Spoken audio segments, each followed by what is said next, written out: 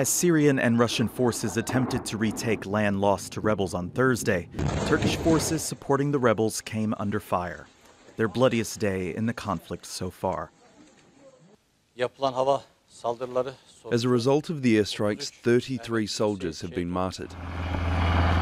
Helicopters and ambulances were seen streaming across the border earlier in the day to evacuate the wounded. Returning to Hatay as crowds gathered outside the hospital, Turkey says it's responding by attacking every known Syrian government target. Turkish armed forces using with the missiles and also at the same time the artillery forces from the border are strongly hitting the air defense systems and many ammunition depots of the regime forces. The situation which the opposition was being back the Turkish armed forces will change everything, because from now on we will see not only the opposition on the ground but also the maneuver and the firepower of the Turkish armed forces, including the air force. İdlib'de gelişmeler. The developments in Idlib have turned back in our favor. Hours earlier, President Recep Tayyip Erdogan had hailed the battlefield successes. Turkey has thousands of troops in Idlib supporting rebel forces at war with Syrian troops backed by Russia. Turkish airstrikes have been pounding Syrian government positions for days. A de-escalation zone agreement between Turkey and Russia, signed in 2018, was intended to prevent such fighting and protect 4 million civilians living there. Far from de-escalation, there is an unfolding calamity for civilians in Idlib as Turkey and its rebels battle Syria and Russia. The situation is worsening by the day. The escalation of fighting in the northwest since December has pushed over 900,000 people, including over 500,000 children, away from their homes and into danger. Whatever happens with Sarakib, it won't end there or anytime soon. Turkey says it will deepen its involvement in Syria against the government it's now labeled the enemy. Andrew Chappelle, Al Jazeera. All right, we can get the very latest now by talking to our correspondent, Sinem Kozioğlu. She is in Istanbul. And Sinem, it seems very much as though the activities of the last 24 hours in Idlib province are bringing the two sides ever closer to direct confrontation, to war.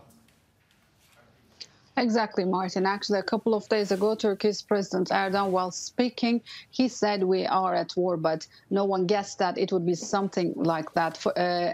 Since this latest escalation started in December 2019, in the front lines inside Idlib, it's always like this. They almost come face to face. But yesterday was something different, because this is the first time that so many soldiers are hit at once and killed at once. That's why the officials have reacted harshly yesterday, and we heard from the presidential representatives that Turkey is retaliating, and they have retaliated. But of course, this is a critical process, because Turkey has many troops inside Idlib. First, the troops went there based on the Sochi agreement and Astana agreement that Idlib would be a de-escalation zone, and Turks and Russians would establish military observation posts to observe the possible violations of the de-escalation. But after the latest tension, Turkey deployed more reinforcement, more troops, but I have to tell that the airspace is closed by the Russians and the Syrian regime. So whatever success the Turkish forces and the rebels gain on the ground, there is always this possibility, like it happened yesterday. Right. They can hit, either the regime and Russians can hit from air, and there is no way out for them. OK, Sinem, I just want to ask you, and if you could answer as briefly as possible, please, what is the nature of the operation, of the Turkish operation now against what it's calling all known Syrian targets? Do we have any detail as to how this operation is unfolding?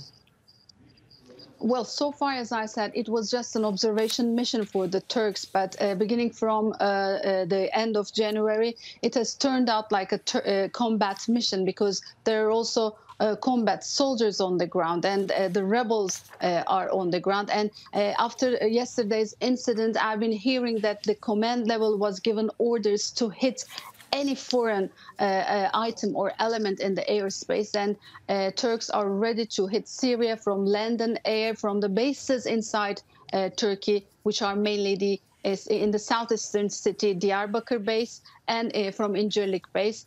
Today we will be learning more about the military mission, how they're going to conduct, how they're going to respond. But it turns out Turkey will retaliate at any means from now on, because the military is also very angry and the motivation of the soldiers over there is very down, Martin.